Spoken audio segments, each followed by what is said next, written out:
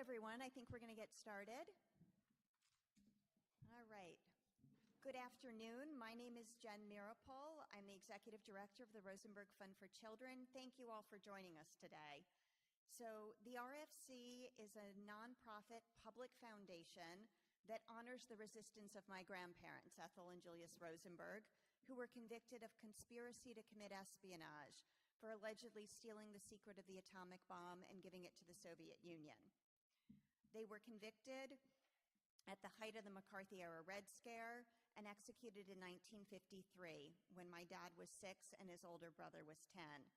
My father founded the RFC almost 35 years ago to carry forward and pass on the support he and his brother received when their family was targeted. We help kids in the U.S. whose activist parents have been attacked because they're working to combat racism, protest police brutality, preserve civil liberties, safeguard the environment, wage peace, and organize on behalf of immigrants, workers, prisoners, the LGBTQ community, and others whose lives are under threat. We do that by making grants for educational and emotional support, summer camp, music, arts, drama, therapy, or in some cases to visit a parent or grandparent in prison. We're here today to discuss an important new book, Beneath the Mountain, an Anti-Prison Reader, edited by Mumia Abu-Jamal and Jennifer Black. And this program is jointly sponsored by the RFC and Prison Radio. They're an independent multimedia production studio producing content for radio, television, and films, and distributing them throughout the world. And Prison Radio is really committed to adding the voices of people most impacted by the prison industrial complex. I'm going to keep this introduction really short so we have as much time as possible for our program. A few thank yous. I want to thank Forbes Library and their staff for hosting us today and for all of the tech support and everything else that they've been doing to make this possible. Broadside Books for handling book sales, and we definitely encourage you to buy a book either before, if you already did, or after the program. The RFC staff and Jennifer and Noel and Prison Radio for making this event possible, and our reader and panelists for taking the time to be here today and share their thoughts on this book and their prison abolition work. So a quick overview of the program. In a minute, I'm going to ask Noel Hanrahan to come on up. She's the Executive Director of Prison Radio. She's going to share a quick update and a message from Mumia. Then Lois, the founder of the Real Cost of Prisons Project, is going to do a reading for us from the book, an excerpt from one of the essays. Then I'll introduce our panel, and we'll have a conversation, and we'll save some time at the end for question and conversation, which we're going to do via the mics because this is being live streamed, so that way we can capture the conversation for folks watching. So a couple of housekeeping things. First of all, I'm going to keep my phone in front of me so I can keep my eye on the time, so we make sure we save some of that time for the question and conversation. But I'm going to ask everyone else who has a phone with them to please silence it so it doesn't interrupt the program. Also a note from Forbes, restrooms and the water fountain are across the hall and to the left if you need them. All right, so please make sure those cell phones are silenced, and welcome Noel.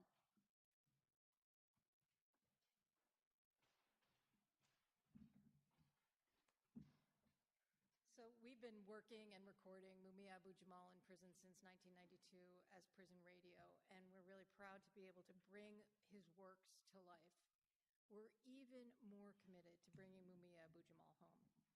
And today we heard that the Pennsylvania Superior Court denied his criminal appeal. We always have to deal with the fact of the grief that we have, the grief that we carry. And I think the Rosenberg Fund for Children often knows that as well. But that doesn't mean that we don't have to just resolve to join forces, bring as much revolutionary love as we can to the table, and continue. We can talk about it in the question and answer part, but we would have had to appeal to the Pennsylvania Supreme Court. So the path that we're on, we would have been on anyway. I want to play Mumia Abu-Jamal, who has been incarcerated for 42 years at SCI Mahanoy, and he is the co-author with Jennifer Black of Beneath the Mountain, an Anti-Prison Reader. And this is Mumia on the book. On Beneath the Mountain. Dear readers, I've written many books on a variety of subjects, on jailhouse lawyers, on history, on black liberation, and other topics. As a general rule, I don't write about my books, for in a way, the books speak for themselves. However, today, I make an exception. Today, I write to introduce a work edited by me and my co-editor, Dr. Jennifer Black, an African American literature scholar.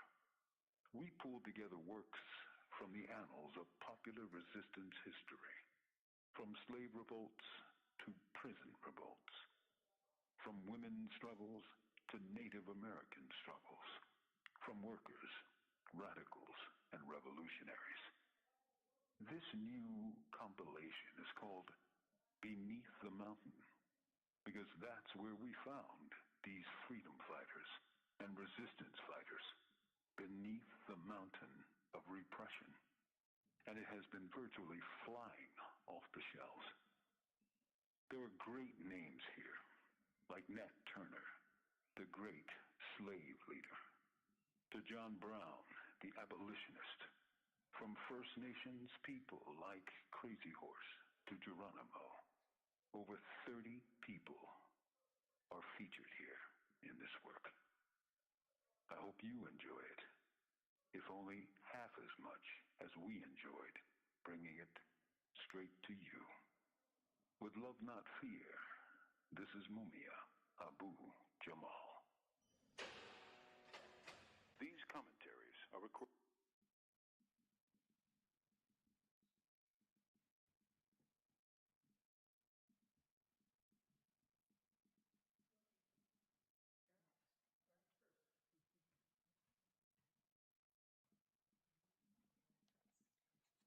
What? Okay. People hear me? Now, can you hear me? Good. My name is Lois Arens, and I'm the founder of the Real Custer Prisons Project, and I live here in Northampton. I'm going to be reading from an essay in the book, the fantastic book, The Prison Industrial Complex and the Global Economy by Eve Goldberg and Linda Evans. It was written in 1998. Linda Evans was a political prisoner serving a 40-year sentence when she and Eve Goldberg, a writer and filmmaker, collaborated on this essay. It's 15 pages in Beneath the Mountain. This is 5 minutes of a very complex essay. I've known and worked with Linda since about 1971, when we both lived in Austin. Linda was born in 1947, my year. She was politicized by a trip to Vietnam as part of a peace delegation in 1969. Convicted of several crimes, including, quote, conspiracy to overthrow the government, end quote, Linda served 16 years in federal prison before being pardoned by Bill Clinton in 2001 on his last day in office. Linda was one of the founders of the California-based All of Us or None, and was key in creating Ban the Box, prohibiting employers from asking about prior convictions on job applications, which she began in California and is now law and policy in many states and cities. She lives in California and is now an organizer and advocate for people who are undocumented.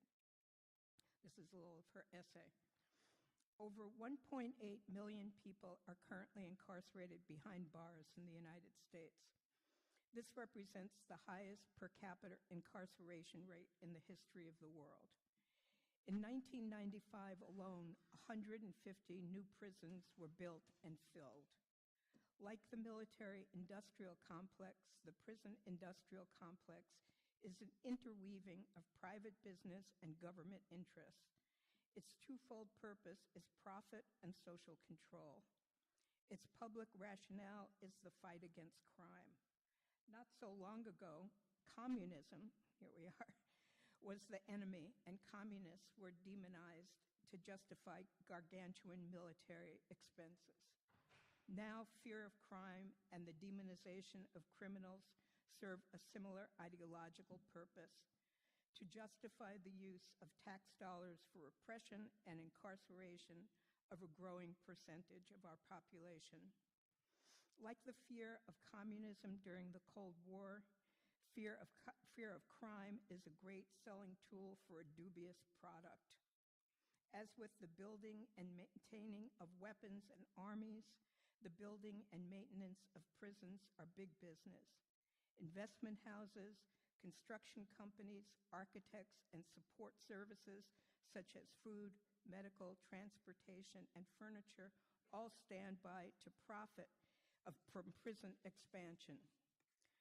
Like any industry, the prison economy needs raw materials. In this case, the raw materials are prisoners.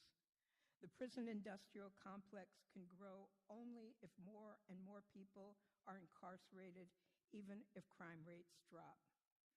3 strikes and mandatory minimums, harsh fixed sentences without parole are 2 examples of the legal superstructures quickly being put in place to guarantee that the prison population will grow and grow. The war on drugs. From one point of view, the war on drugs can be seen as a preemptive strike, the state's repressive apparatus working overtime. Put poor people away before they can get angry. Incarcerate those at the bottom, the helpless, the hopeless, before they demand change.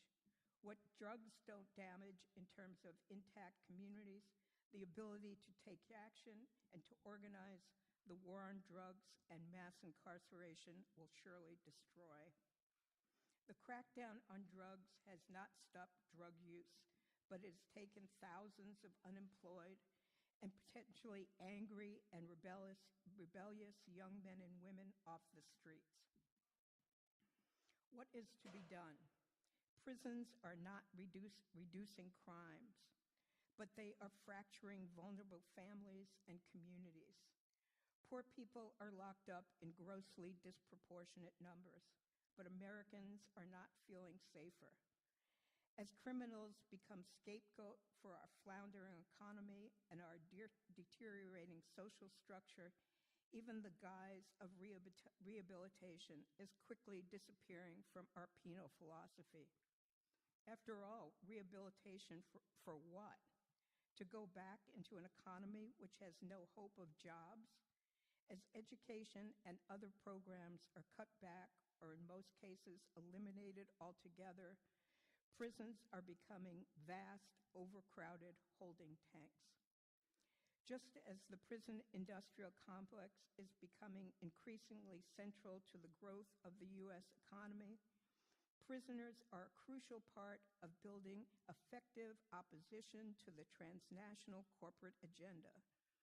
Because of their enforced invisibility and powerlessness and isolation, it is far too common for prisoners to be left out of the equation of international solidarity. Yet opposing expansion of the prison industrial complex and supporting the right and basic humanity of prisoners may be the only way we can stave off the consolidation of the police state that represses us all, where you or a friend or family member may find yourself ending up behind bars. Clearly, the only alternative that will match the power of global capitalism is the internationalization of human solidarity, because truly, we are all in this together.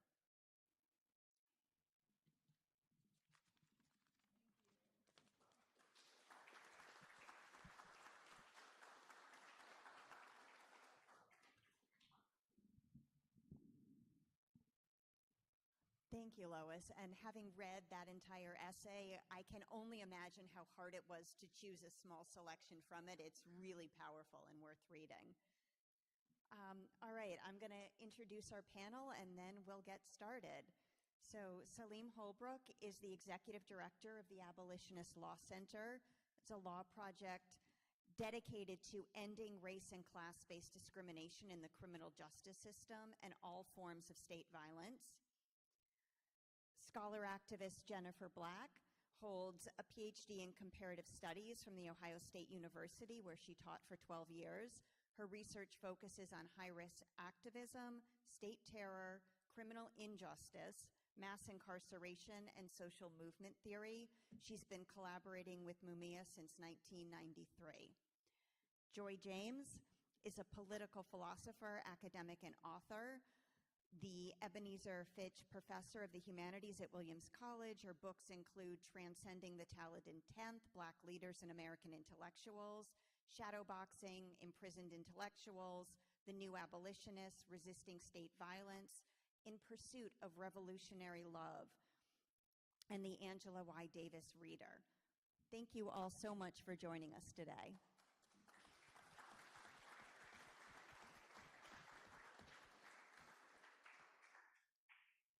So Jennifer, I wanted to start with you, and just as kind of a housekeeping, you can each grab the mics right out and we can pass them back and forth.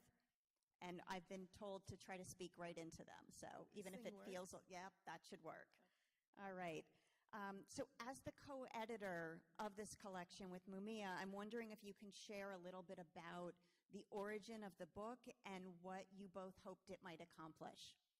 Well, thank you for the question, and thank you everyone for coming today. It's actually, really nice to visit the area, and it's just so heartening to see people come out and hear us, so thank you. Oh, the origin of the book? Is that what you asked me? Yeah, the origin of the book. It's so hard. Origins are so hard because, where does it start, I remember reading Mother Jones when I was 10 years old. Where does it start? I remember stories about, people in my family being arrested since I was a child.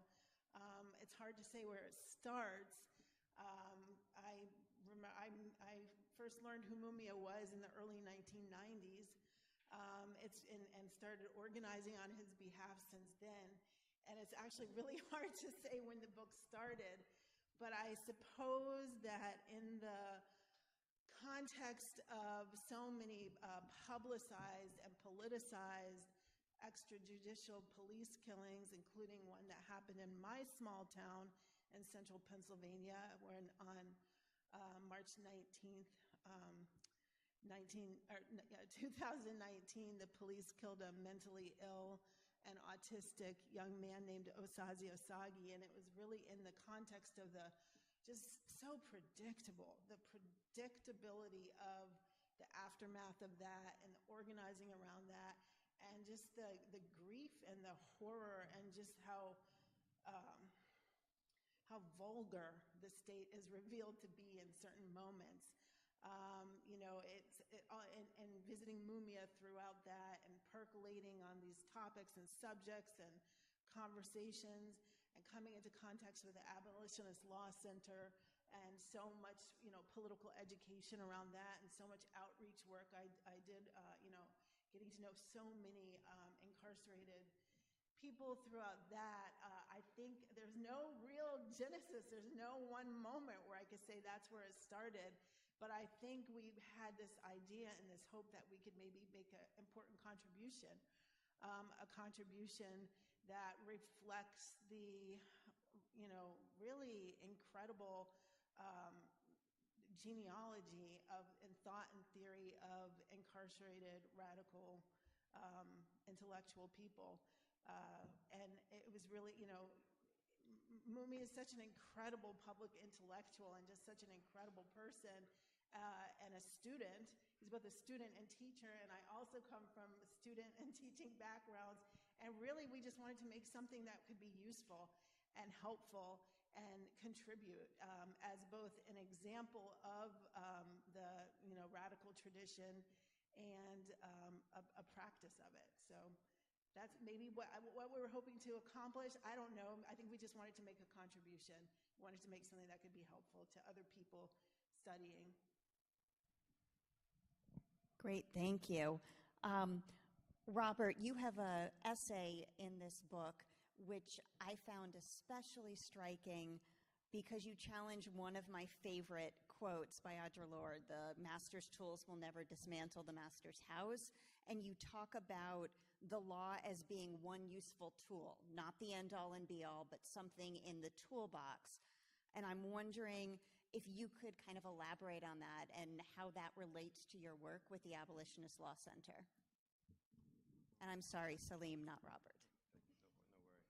Certainly, I wouldn't call it necessarily challenging it. I think that we were more trying to unpack it or unpackage use within movement circles, right? We hear that all the time. The master's tools cannot be used to dismantle the master's house. And to an extent, I think there's some truth to it, but it's kind of one of those things where truth is relative, because I'm free because we use those tools to liberate me from prison, serving a death by incarceration sentence, right? Spent 27 years in prison, went into prison at the age of 16, was sentenced to life without parole. The state tried to sentence me to death.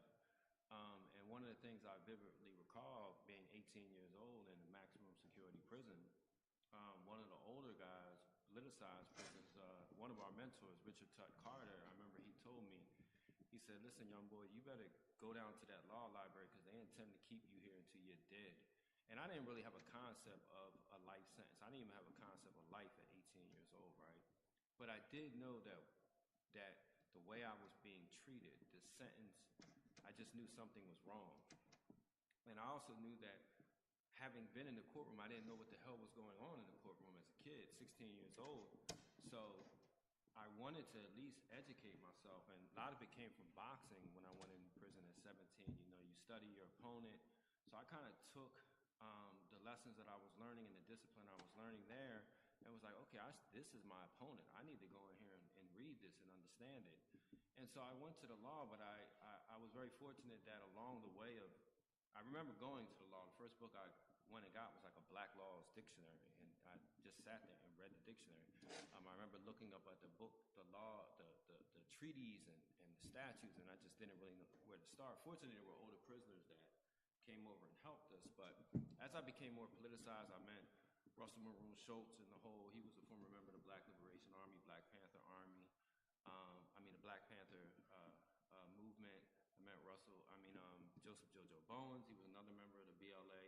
If I keep saying the Black Liberation Army, I think you get the point. That's where a lot of those members wound up in prison because they were part of an armed insurgency back in the 60s and 70s when this country essentially was basically fighting a counterinsurgency campaign against the Black Liberation Movement, but also the Chicano movement, the Puerto Rican movement, right? It essentially was a counterinsurgency campaign because you had two tendencies that were seeking more liberation and more other tendencies that were seeking civil rights under the system. So I had a chance to meet many of these people, and one of the first things they told me was like, look, don't go into this law thing actually believing it, that it's like something sacred, or even that it really, that the opposition believes it, that the judges believe it. Judges merely interpret law.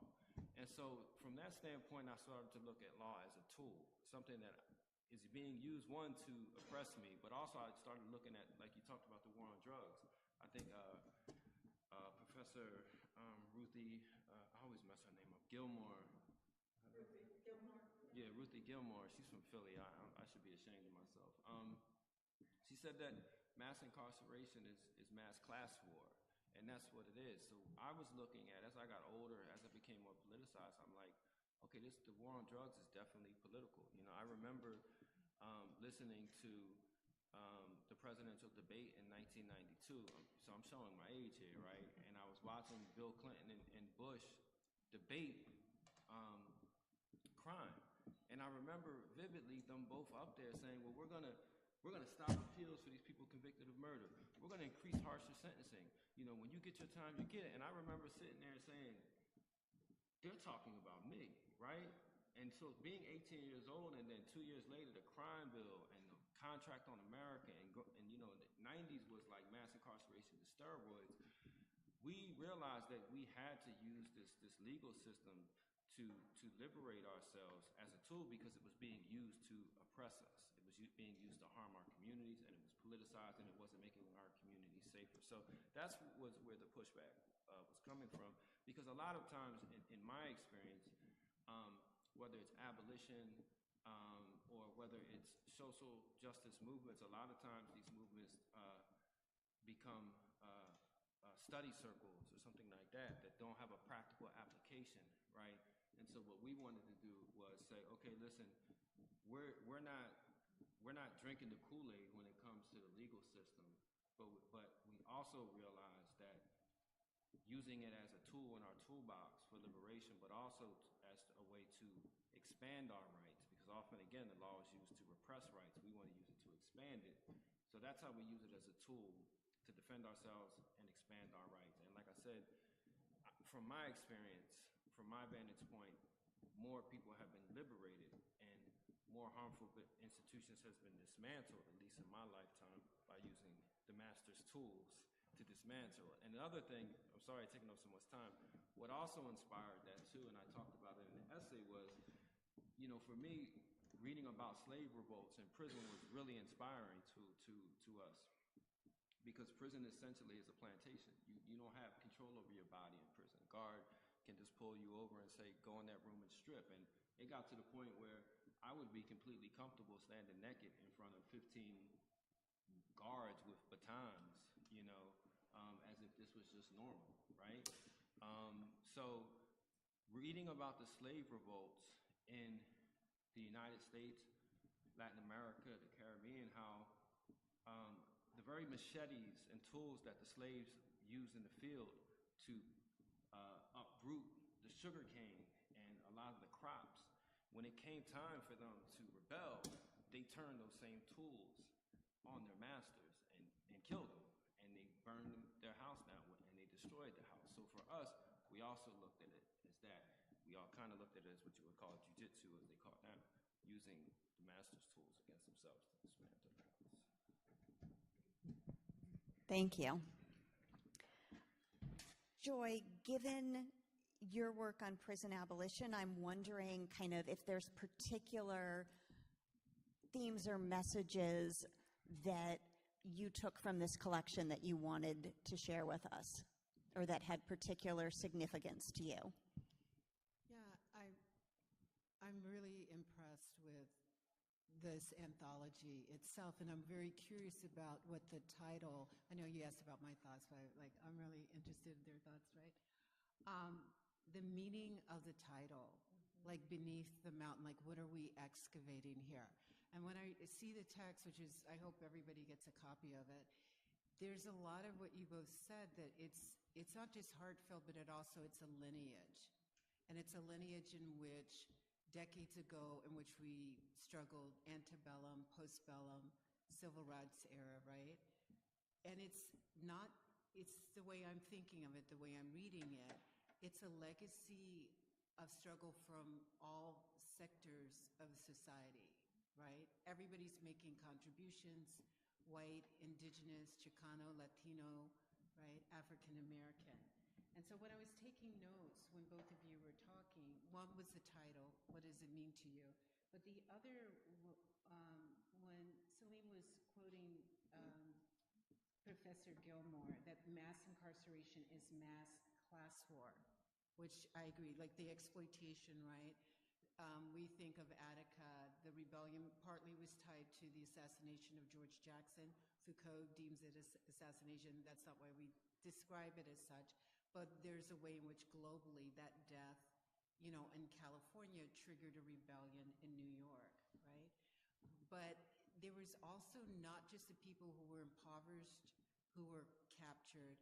There were people who were highly politicized.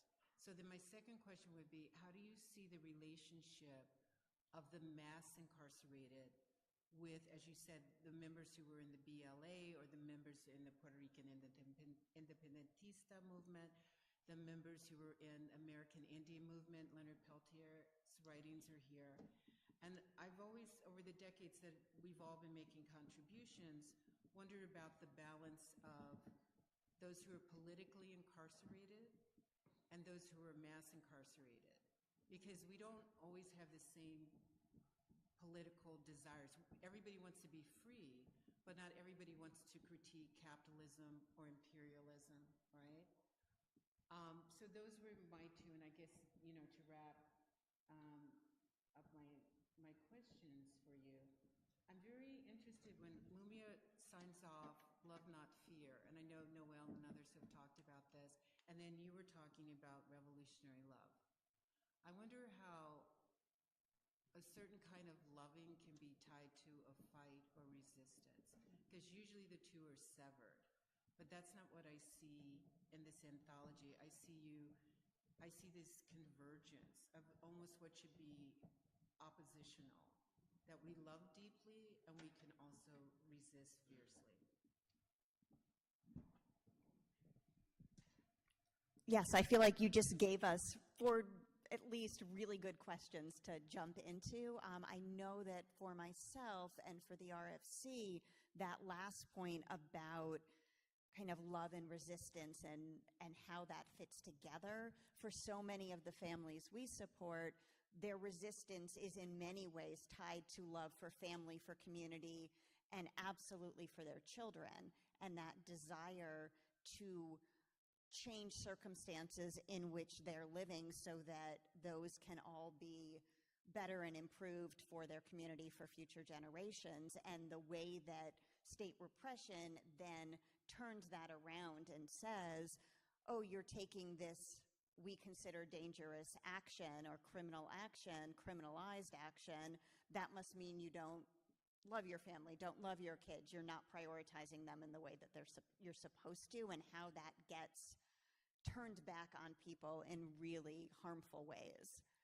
as part of that. I wondered about, I love the question about kind of beneath the mountain, both what we're talking about and also, in your words, what we're excavating. And I wonder if that's something that you all wanted to kind of ruminate on or talk a little bit more about.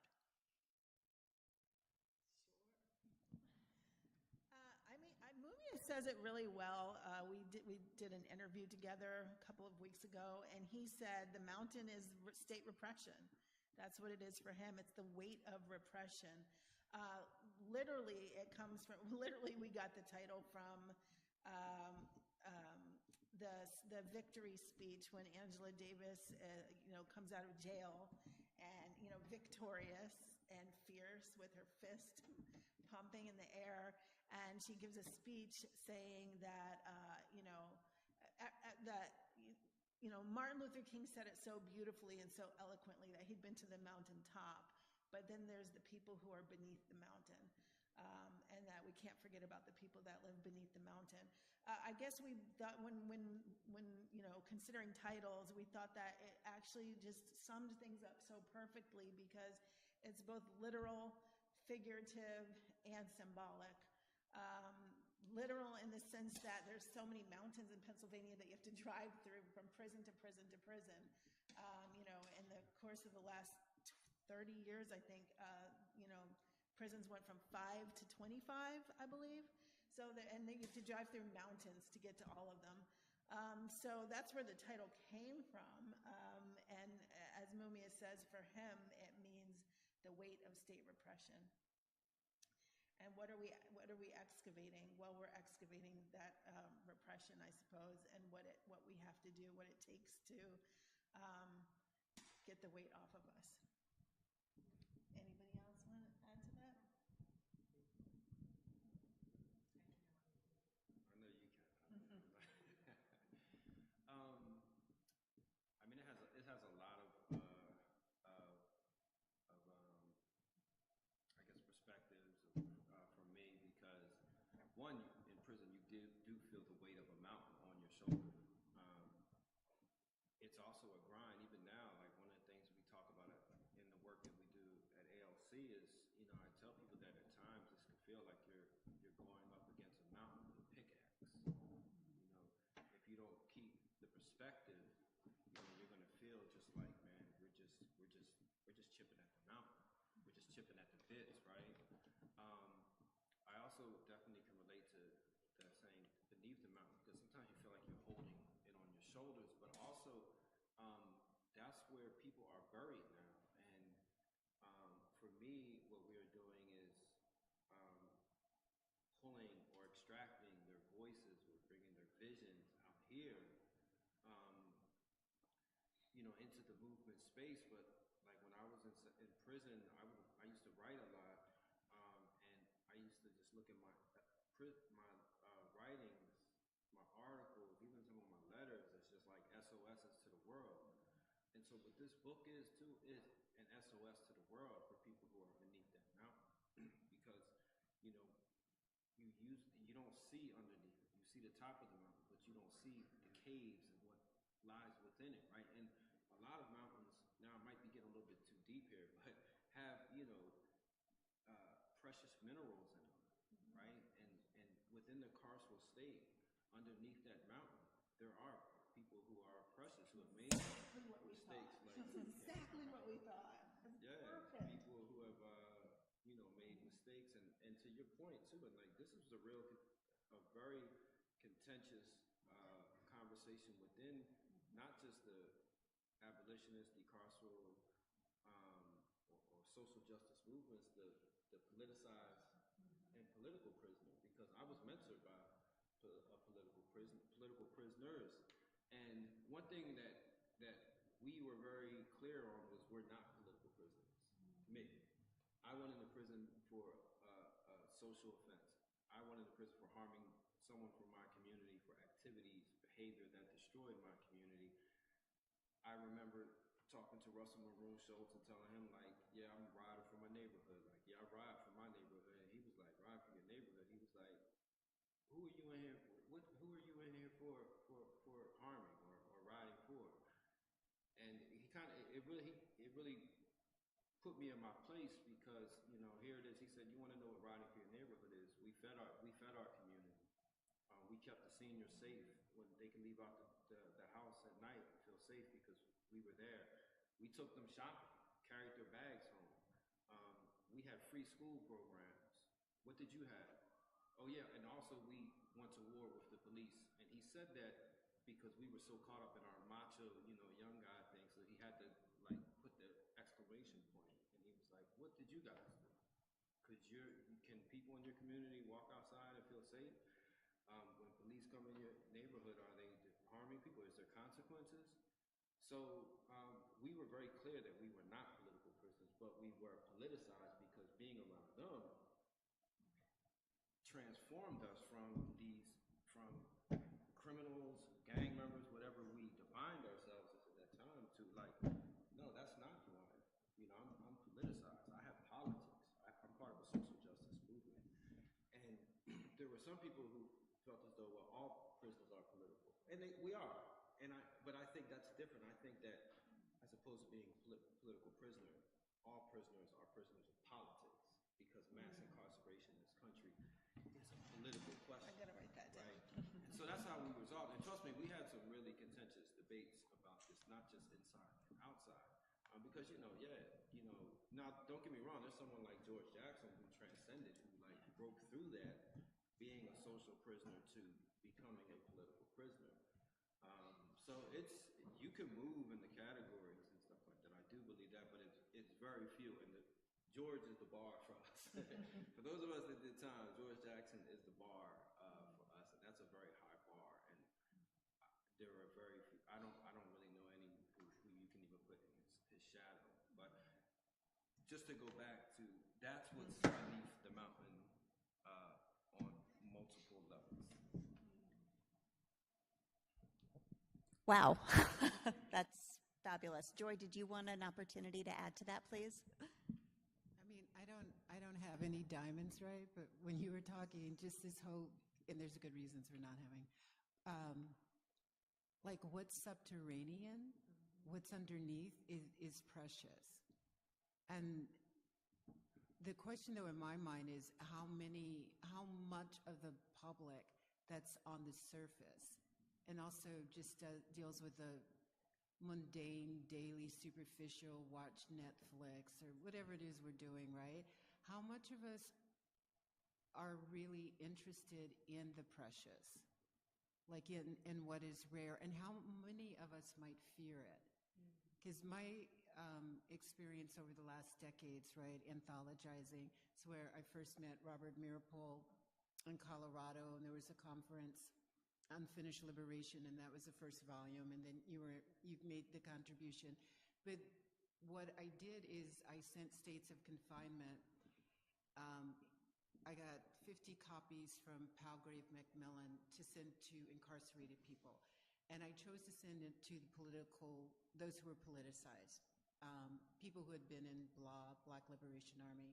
And then one person who was incarcerated, who did 49 years and got out a couple of years ago, wrote back that the book was not relevant. And so it was interesting because the book had a lot of content, so it was useful. And then there was an article by Mumia or about Mumia inside of it as well. But there is a gap or schism in my mind between the people who took political risk, like Linda, who went to Vietnam and then who resisted against imperialism, Laura Whitehorn, Oscar Rivera. I mean, there's Silvio Berardini, who helped free Assata, but then had to do 20 years in prison and then extradited to Italy. Sekou Odinga, who transitioned in January, but also liberated Assata, nobody's harmed. I'm not sure that the regular citizens are, and I don't have to be sure about it. Like, I can always be confused. That's still a good day. But I'm not clear about to what degree the political prisoners and the risks they took and those who lost children or weren't there when they grew up, et cetera, I'm not sure that we've integrated them into the concept of abolition, the most popular concept of abolition, because these would be the most unpopular people. Like, even if we don't, and we don't have to agree with their choices, they still changed history, and we became the beneficiary of those kinds of changes. So I'm sorry this sounds like a smoothie, like there's a lot in the blender, but again, over the decades, I've seen the good things, but I've also seen the tension. And then most recently, I've seen as people age and also they transition. And I was speaking, I don't know, there was someone here that I was speaking to. Their literature, their legacy then becomes property of these very prestigious multi-billionaire universities, like Stanford, Princeton, Harvard. What was the last one? I'm at Brown University, right?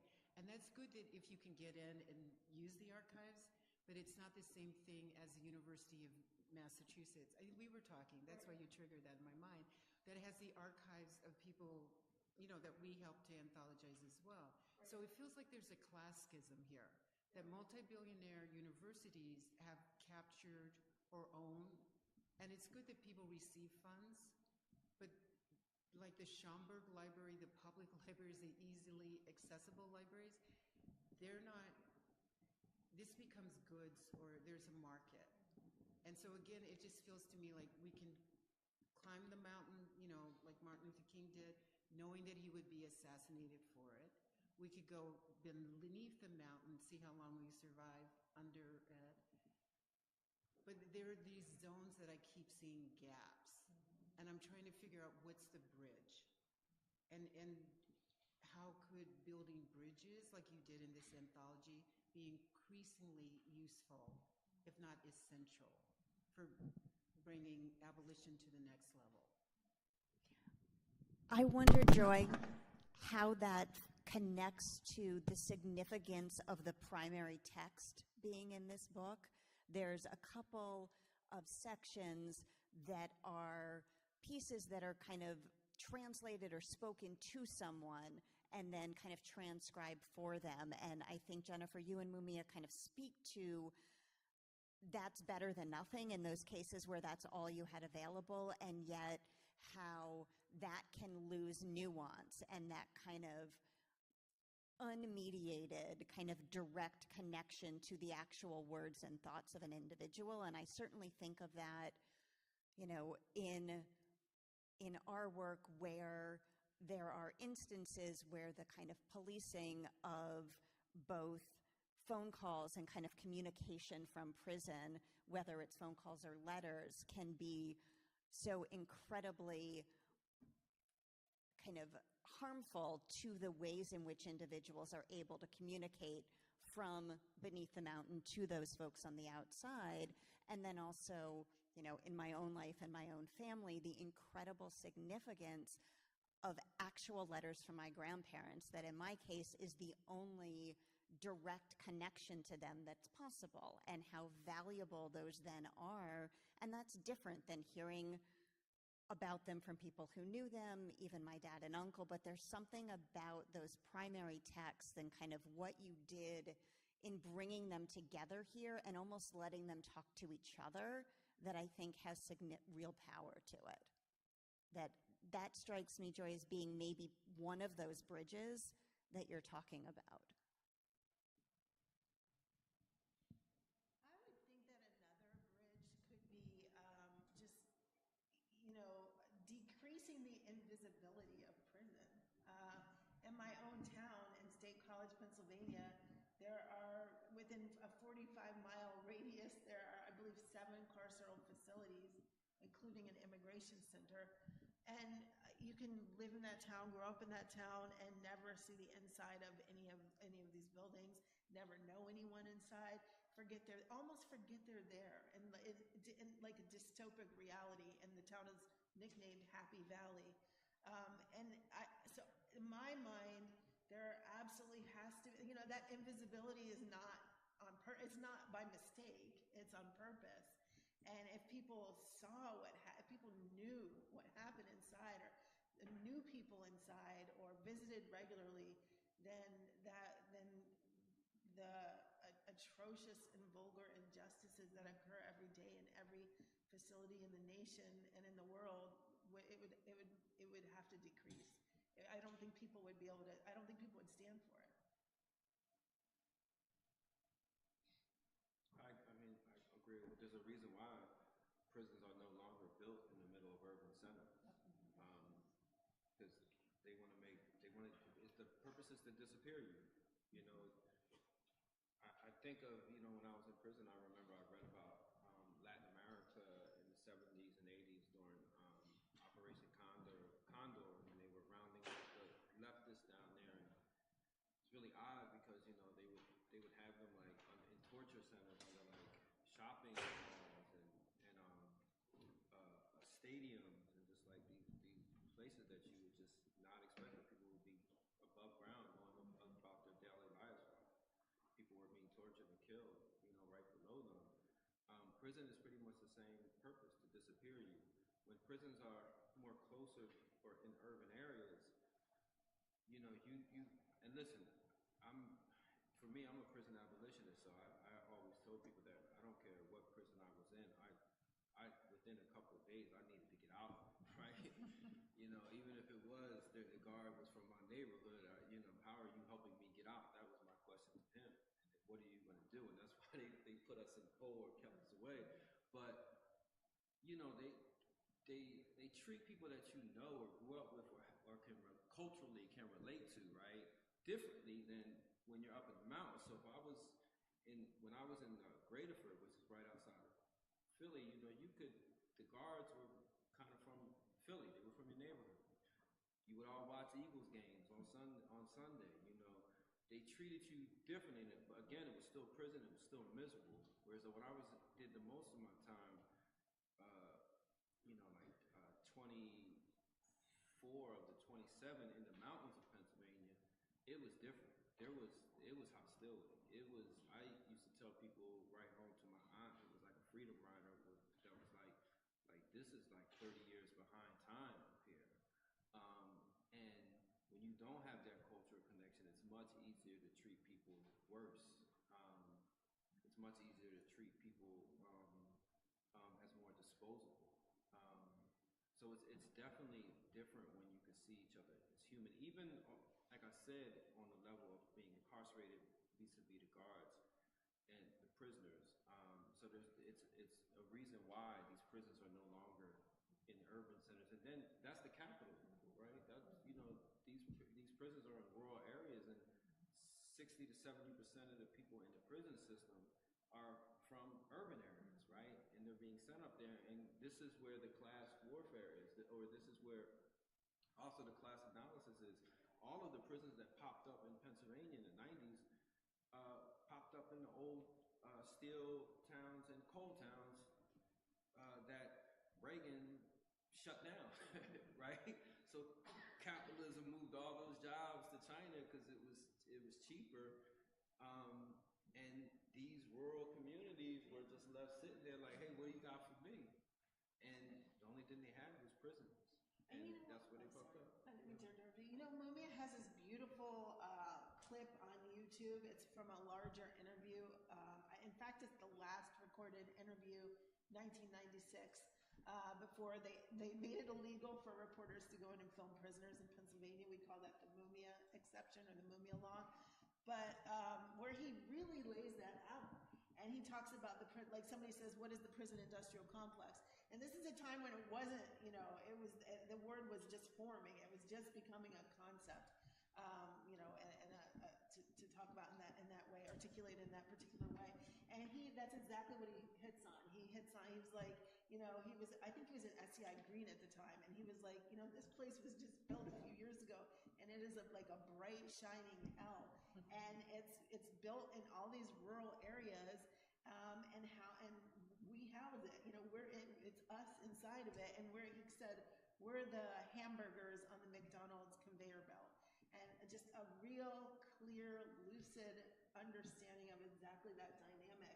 That it used to be when prisons were built, people were like, well, not in my backyard. Like, oh my God, not here. But that the shift was happening where it was like, please build a prison here, please. So we have jobs and all of that.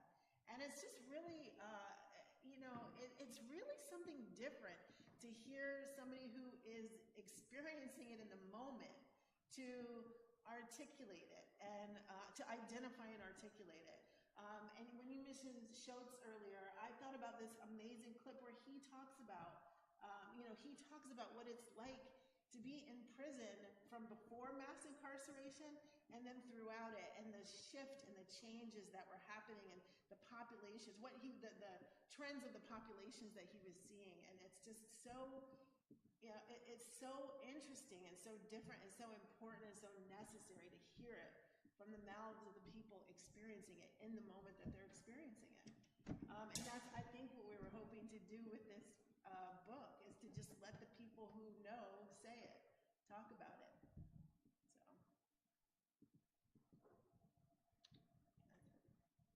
All right.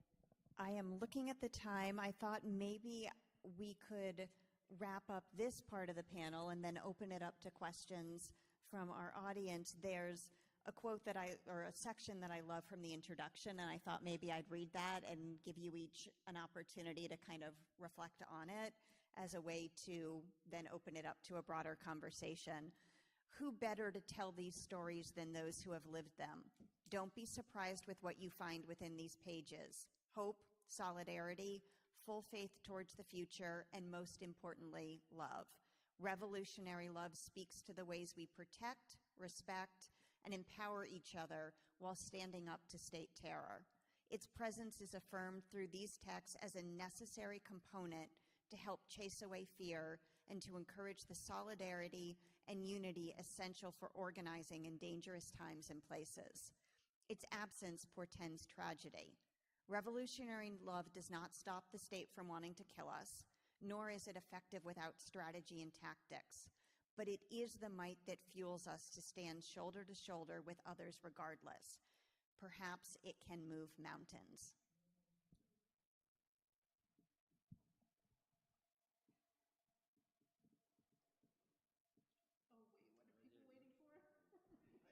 Any thoughts on that? And Joy looks like she has one. No, I mean, I'm not going to be able to say anything more than what you just said.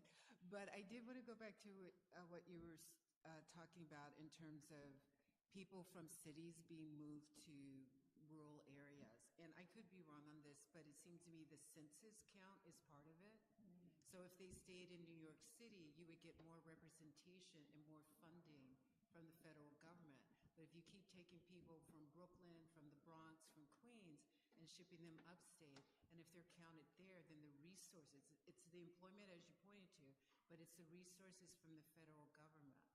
And so on top of that, I know maybe we did or did not watch the debate, but electoral politics wrapped up in this. And even however, like we were talking about however you feel about your choices for president, the down ballot is, of course, essential.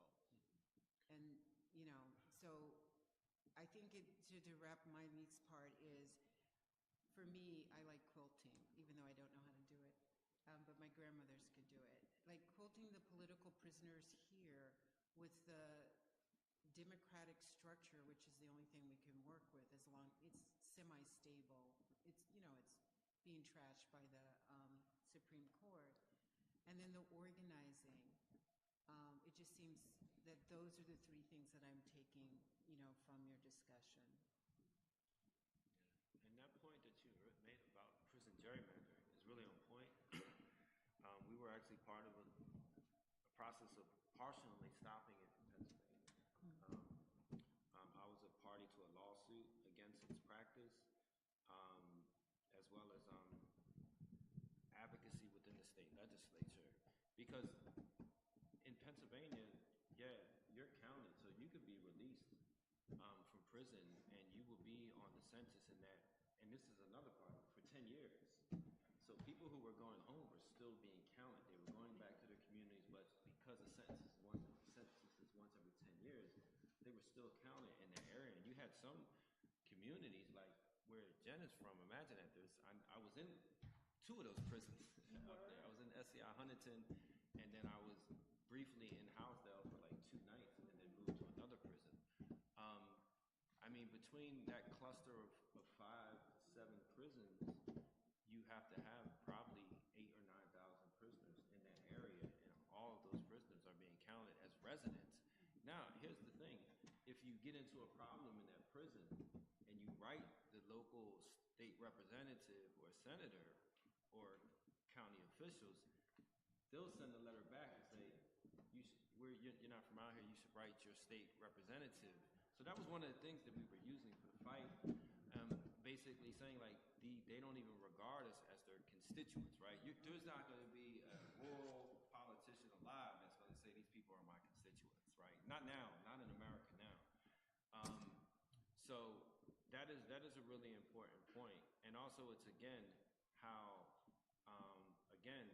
and I'm not attributing this totally to Professor Ruthie Gilmore, but I think that she really has been one to really impact the class dynamics, the class analysis of mass incarceration, that taking poor black and brown people from the poorest zip codes in Philly, Allentown, Pittsburgh, and all the other urban areas, and then sending them up into these rural areas that have prisons that have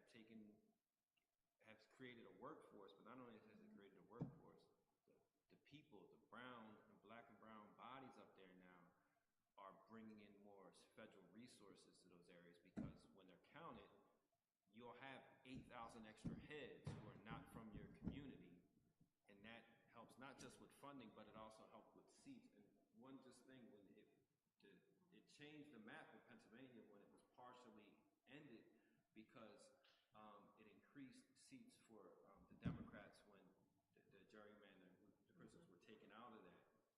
The Republican seats dropped because of that, because it's proportion based on population. So those are political questions that sometimes you don't see when it comes to mass incarceration. And I would say just Shelby versus Holder, right? The evisceration of the Civil Rights Act from the 1960s. So that even, as not being militant, how we want to make our contributions, to get the state to stop its state violence, we're hamstrung by these rules, right?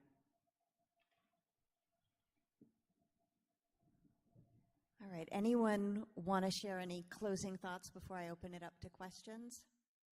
Just one, please, if it's okay. I think if there's one thing that I want people to take from this book is to, and any other readings you do, is to just extract. I think the point is to extract whatever we can from it and use it to apply to our movements today. Mumia has been in prison since 1981. If you told me back in 1992, which is when I first learned about Mumia Abu-Jamal, that all these decades later,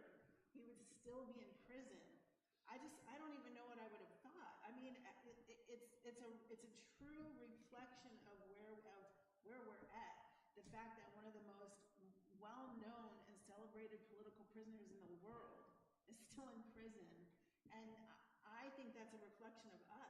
And it's not a good sign either. It's not a good sign of our contemporary political moment. When you're looking at what's happening in, the student encampments and all the movements that we care about, and it's not a good sign. The fact that we can't free political prisoners. We can't free people who everyone knows is innocent, even the innocent ones. I mean, and if we can't free Mumia, then, all the thousands of other people sentenced to death by incarceration are just, forget it. Like, the point is that the prison system is the linchpin, and it is always going to level our movements. It's always just going to come and level us. And until we grapple with that, until we can confront that, then it's going to be a hard road. So I guess my point is, I want people to read this book, and we hope to get it into the hands of as many incarcerated people as we can, put it in as many public libraries around the country that we can. But more than just reading the book, I want us to take the lessons and the precious minerals from within the mountain and apply it to our movements, so we can, challenge the system a little bit more effectively. That seems like a fabulous note on which to open it up for some questions. And I think so 2 asks on that. The first is that you make it a question and that you keep it brief so that we have time for as many folks who want to ask questions can. And the other is that you do it into the mic. So Cleo's going to be walking around doing that for us. So any questions? Don't be shy. Someone has to go first. Well, you just said make it in the form of a question, but it's not going to be a question. I just I just want to say that many years ago, the Real Cost Prisons Project did a comic book called Prison Town, and it's about the siting and building of prisons in rural areas. And one of the facts in it is, and so this was done, we did it in 2004, was when the comic books were done, was that there are more McDonald's. I mean, there are more prisons than McDonald's, but we're meant to see all of those McDonald's, and we're not meant to see all of those prisons, to give people an idea of just how many there are. No golden arches. And the other thing I just want to say in terms about like prison gerrymandering is people are counted, but they can't vote. So, I mean, that's the other part of that. I mean, they take their resources out of the communities and then they can't vote.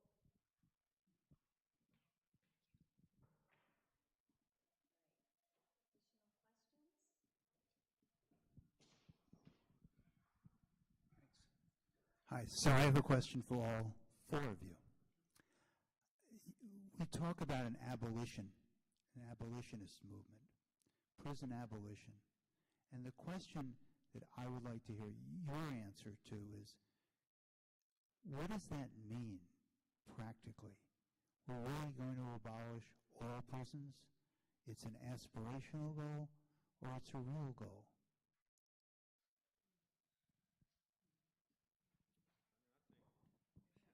Executive director of something called the Abolitionist Law Center. I can probably answer some of that question, which is a deep question. I mean, it's really a legit question. So here's the thing that, because I get that question a lot, and I think Joy gets it a lot.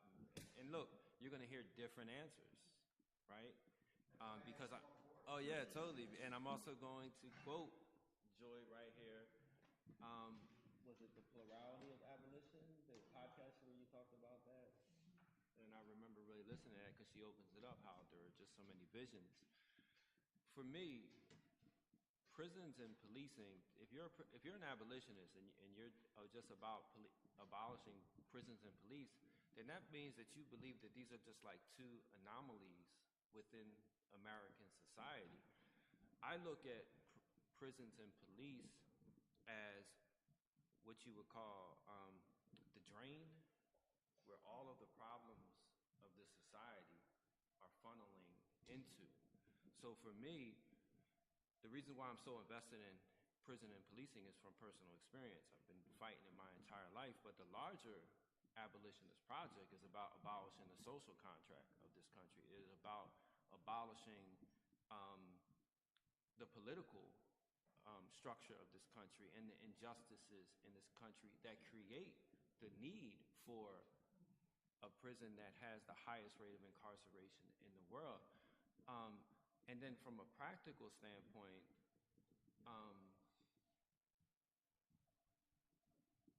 being an abolitionist does not mean that you don't believe in accountability, right? So you do have to have, and we have always had ways of holding people accountability. Prisons within the human experience are something that are not even 500 years old. They're really a product of Western civilization and the rise of capitalism. If you go to indigenous societies, they don't even have a term for prison. Now, I'm not sitting here saying that I'm advocating some of their punishments that they had for people who offended, right? But the concept of taking people en masse and incarcerating them and what we have today, it was just completely foreign to the human experience.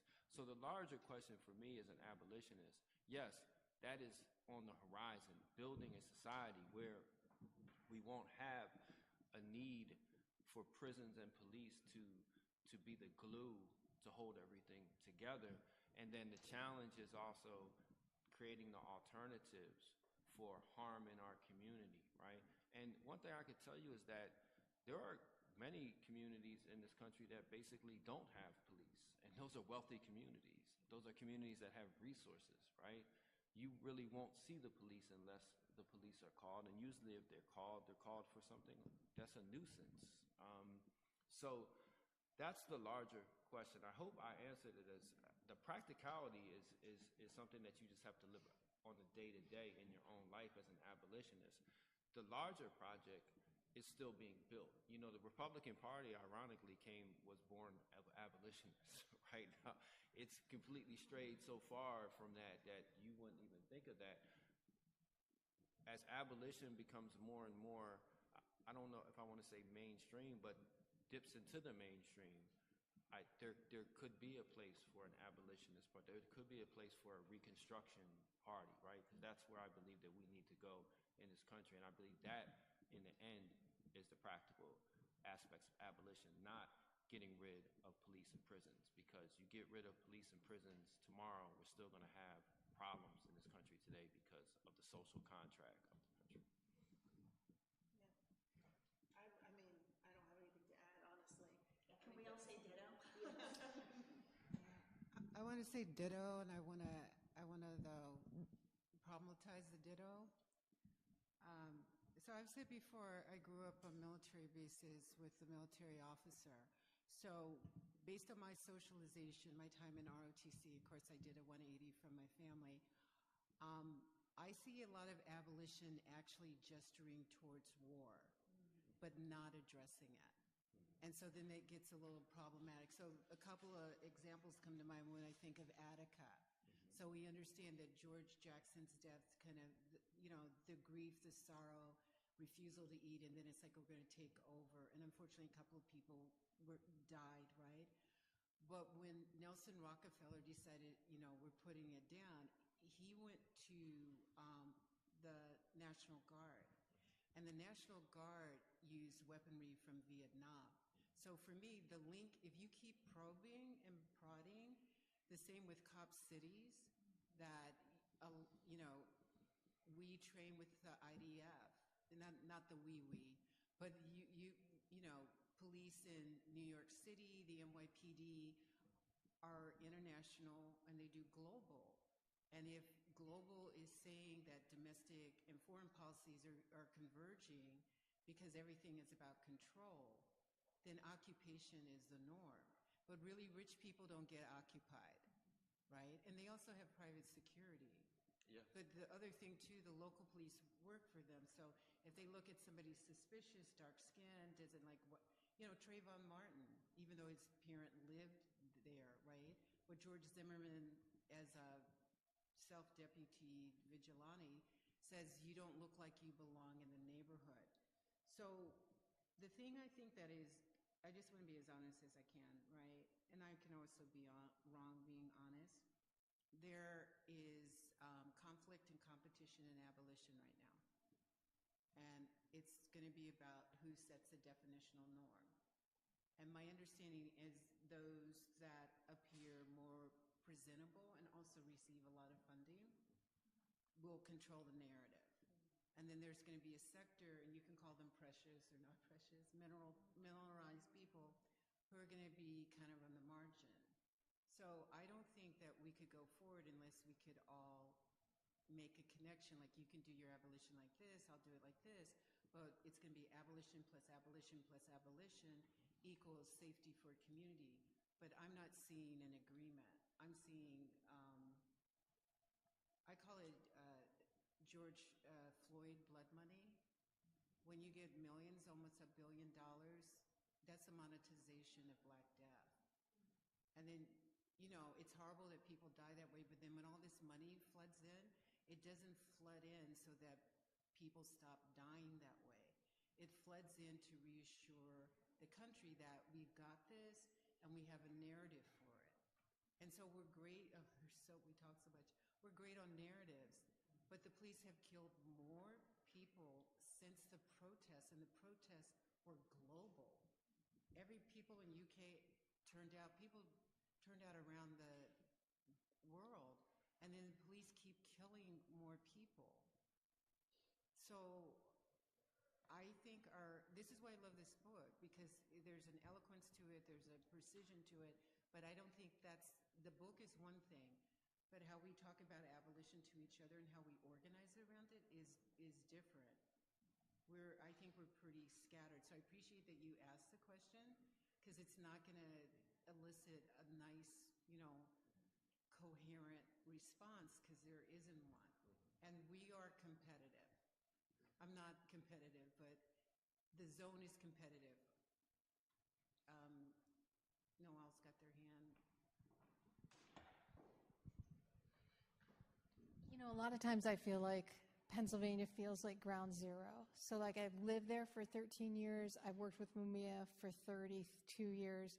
But until the Abolitionist Law Center was born from inside out, and the Amistad Law Project and the Human Rights Campaign and the Coalition to Abolish Death by Incarceration, which was prison intellectuals moving the agenda out with their families, and I saw what they were able to do, I felt like we had a chance. So prison radio is tiny but mighty. We bring you Mumia Abu-Jamal's voice, and we bring voices from people all across the country. And I want you to consider giving, right?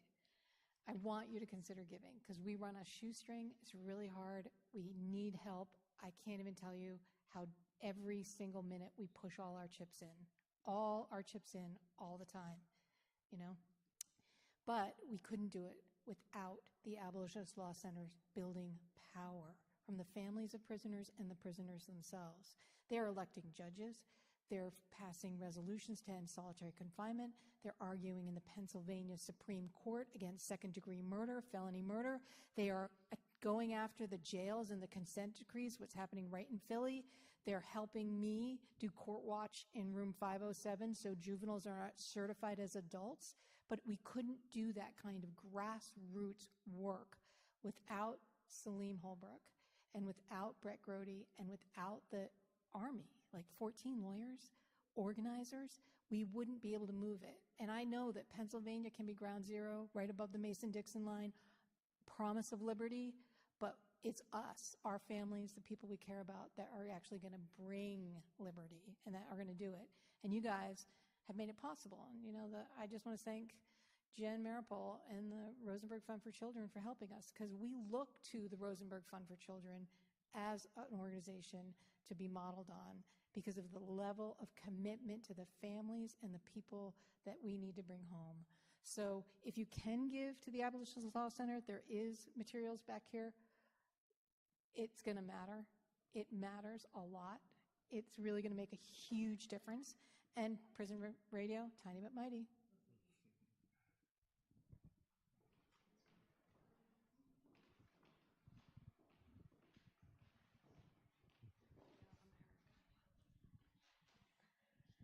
Hello. I just want to thank you all for your dedication and your life's work. The first time I wrote to Mumia, I was 15 years old, encouraged by an incredibly radical English teacher who asked us to write to political prisoners. He also said to put the school's address on the return and not our home addresses. I forgot that part, and I put my home address, and my mother got the letter and was very upset. But after speaking to the teacher, she was also radicalized. And I have dedicated most of my life to supporting prisoners and to supporting poor people and people who are marginalized. Wait, so Mumia wrote you back? Yeah, I mean, he did. Yeah. And it started a journey for me on a track to becoming an abolitionist and to helping support people as they're being released from prison.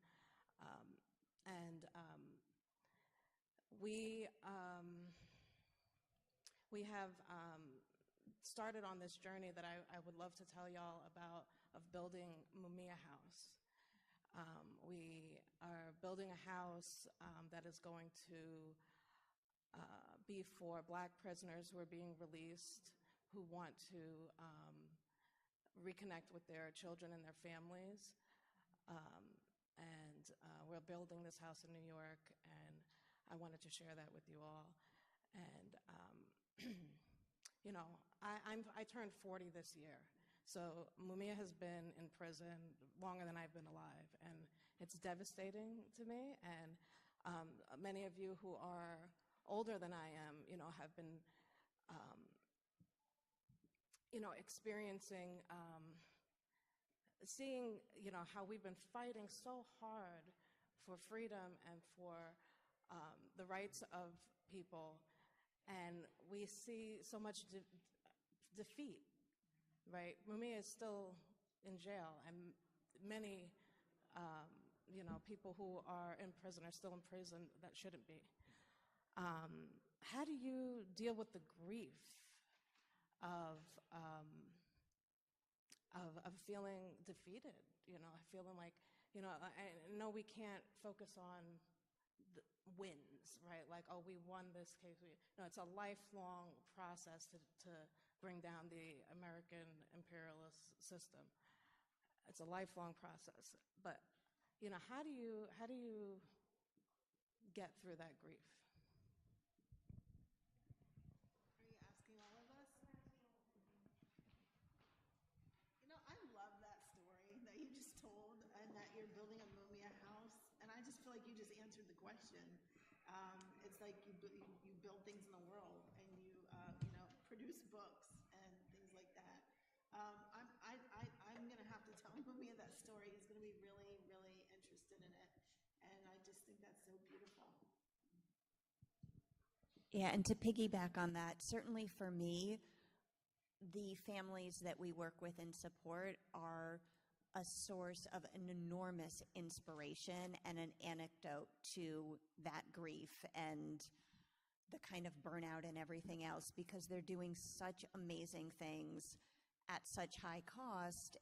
And, there's, on the one side, we know about a lot of these things that are happening because of that are just invisible. If you're just reading mainstream press, you wouldn't, whenever I describe what the RFC does, most people's first response is, oh, so you work overseas, right? Because that doesn't happen here. It's like, no, not really. But we know about it, and then in some small way, we're able to be part of the community of support to hopefully make the results of that targeting a little less difficult for some kids for some period of time. And I think you start small with that, and then you build that community, and you think about, how do we all stand together and try to protect those who are the most vulnerable doing that work so that they can keep doing it and their kids can be okay. And for me, that's an answer. It's not the only one, but it's one of them.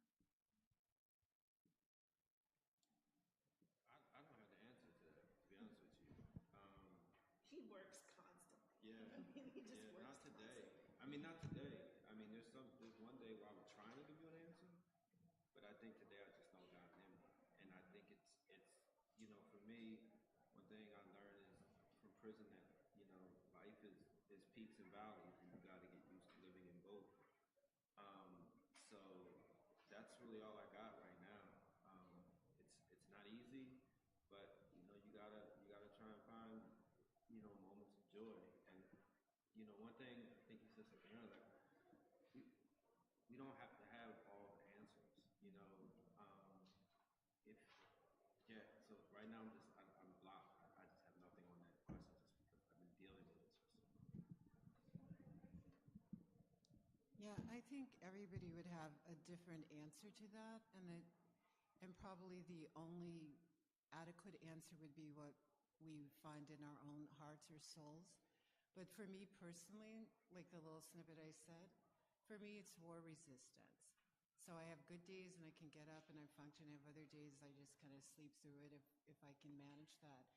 But the mobilization is a combination of loving people and wishing our lives were better. And the other part is rage. And so I'm not trying to get rid of the rage. And I understand that the state has betrayed us, but I'll be repetitive and piss everybody off. Not the people here, I'm not talking about you. But other sectors have betrayed as well, because betrayal is baked into the whole machinery of being part of the state, of an imperial state. So I think for me, it would be just being as candid about my flaws and limitations, being as candid about movements, make great contributions. They also can get jacked up or infiltrated. Be clear about that. I'm not a revolutionary. I'm consistent about that. But I've visited them inside. I've extended family with them. And for me, it's the resistance. And that is why that and loving children and family, et cetera, that's kind of in good days, you get up on those days. And just making the effort to do anything or something as important as text is an expression of love. And that will counter a level of despair that would make someone like me immobilized. Thank you. I think we're going to end with that. There's material from the various organizations in the back of the room. There are books here, which we encourage you to buy. And there's a reception outside, which means we can hang out for a little bit if folks want to come up and have additional kind of more private conversations. Thank you all so much for being here tonight. Yeah.